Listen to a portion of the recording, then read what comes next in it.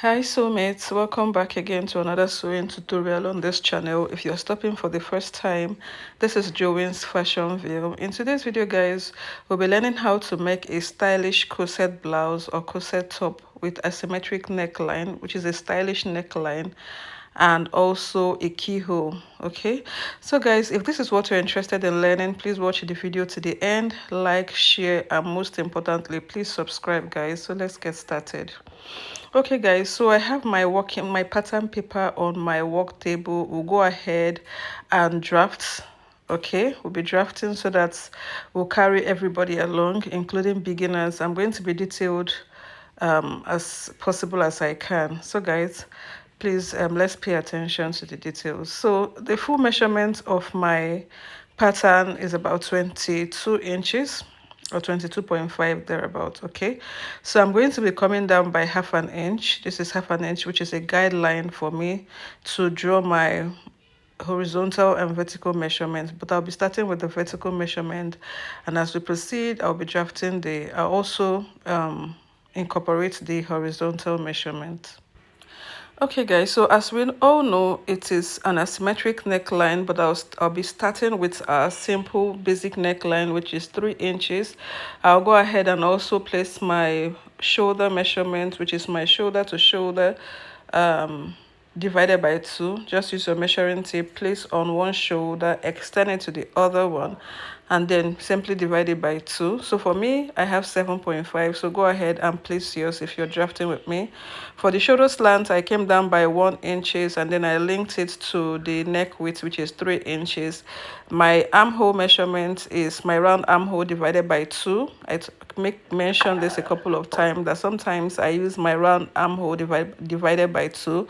But for some other person which use the formula method, is the round bust divided by 6 plus 1.5. Please, you can go ahead and try this if you want a perfect armhole. Okay, so my vertical measurements, I came down from the shoulder measurement, from the shoulder line, to mark my bust, under bust, my waist, and the full length of my corset blouse. So take your own measurement and place on the pattern. So I marked the midpoint of my armhole, which is 4.5. Place the quarter of my bust circumference on the chest line, and then I'll go ahead and use my French curve to create this perfect armhole for me. Okay, so guys, the next thing I'll do is to place my bust to bust measurement, which is my half bust span.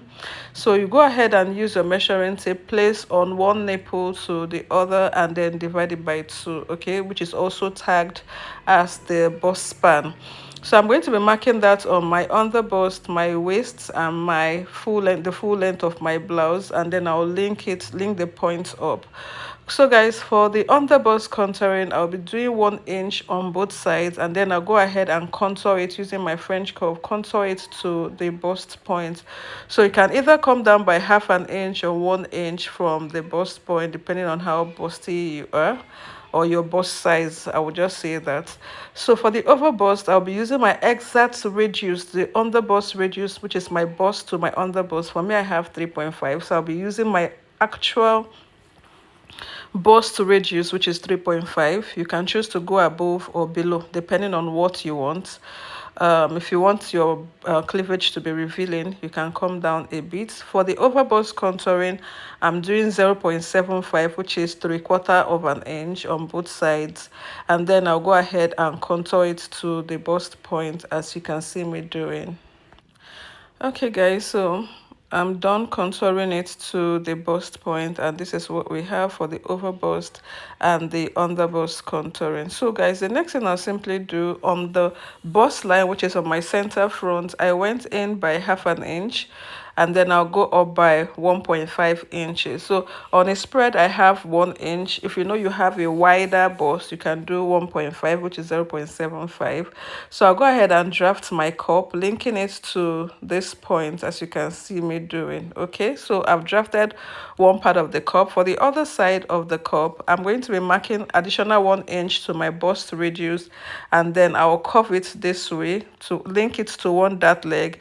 Then I'll also draw a straight line, linking it to my chest line, my actual chest line, and then I'll curve it to one dart leg on the overbust. Okay, so in other words, I've drafted my cup, so I'm going to label it 1 and 2. You can choose to make it a 3-part corset. I have tutorials on 3-part corsets. You can go ahead and check it out. It's not a difficult thing to do. Just come down by either 1.5 or 2 inches and then link it on both sides of the cup downwards. Okay, so the next thing I'll do is to mark my horizontal measurements. So this is a corset. I won't be adding any seam allowance.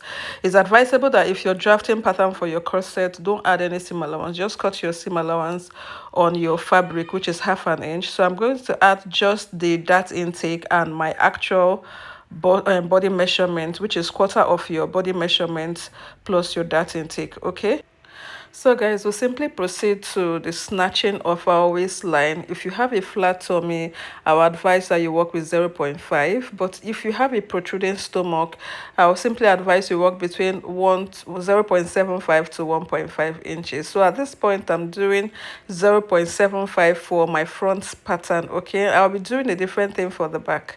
I'll link it up to the chest and down to the hip. For the bust dart, guys, I'm doing 1.5 inches, and then I'll link it to my bust line, as you can see me doing. So guys, we all know that the neck width I worked with is 3 inches. I'm going to be coming down by 3 inches, which is a simple basic neckline, 3x3. After drafting the neckline, I'll transfer the pattern to the other side. So as you can see, I was so interested in the yoke simply because we'll be doing the asymmetric neckline on the yoke, not the hem or the lower bodies. So on both sides of the neck width, I'll be going out by 1.5 inches. Down the center front, which is below the neck, center neck, I'll be coming down by 2.5 inches. On one side of the neckline, okay, at that 1.5 inches on one side of the neckline, I'll be coming down and I'll be stopping 1/2 inch above my bustier, and then I'll use the curvy part of my French curve to create a curve on the neckline, as you can see me doing.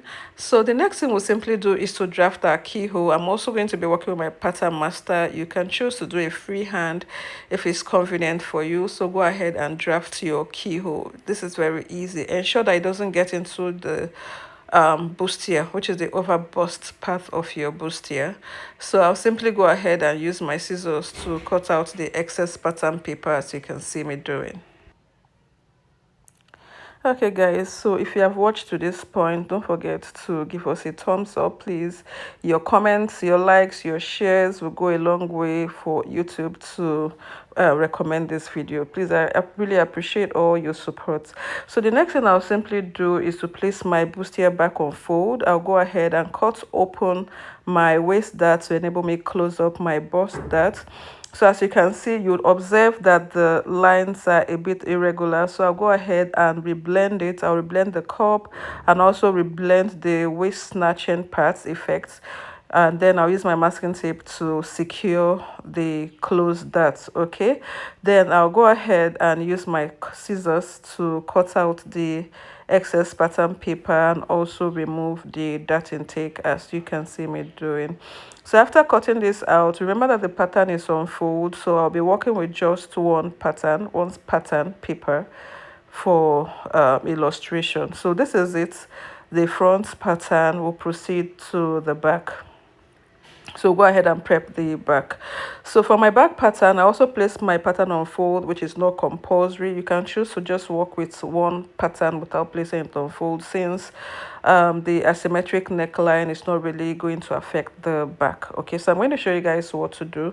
So the basic neckline is what I'm working with for the back, which is 3 inches for the width. My shoulder 7.5, and then the shoulder slope 1 inch. So guys, I'm actually trying to explain this in detail. If not, I would have just drafted my pattern and then just proceed to, creating the style that I want. But we have a lot of beginners who are also interested in knowing how a back pattern is drafted. So my armhole is 9 inches.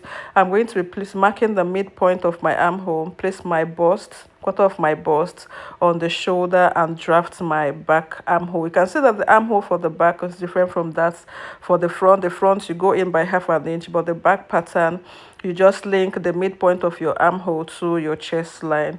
So what you need to do is to take your vertical measurements, just your waist and your full length. We're not contouring.